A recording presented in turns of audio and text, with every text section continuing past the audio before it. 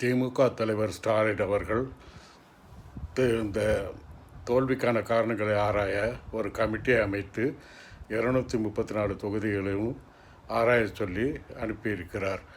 இதில் முக்கியமான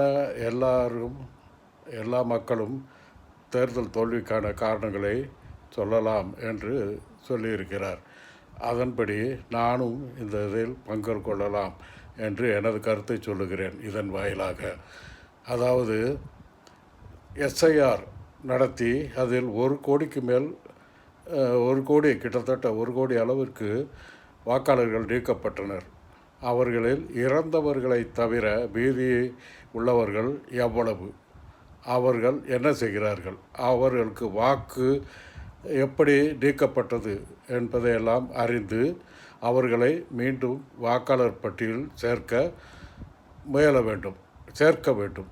சேர்த்தால் இதனால் வரப்போகின்ற பாராளுமன்ற தேர்தலில் ஒரு தோல்வியை தவிர்க்கலாம் என்று எனக்கு தோன்றுகிறது. இந்த கோணத்தில் தயவுசெய்து அந்த கமிட்டியானது இந்த கோணத்தில் செயல்பட வேண்டும். அப்படி செயல்படும் பொழுது ஒரு பெரிய உண்மை வெளிவரலாம். அதனால் எல்லா மாநிலங்களுக்கும் அதை செய்யலாம்.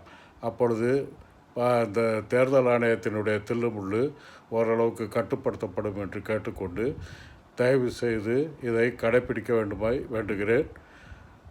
அதோடு இந்த சேனலை ஆதரிக்கும் அன்பர்கள் தயவு செய்து சப்ஸ்கிரைப் செய்து ஆதரிக்க வேண்டுமாய் கேட்டுக்கொள்கிறேன். நன்றி.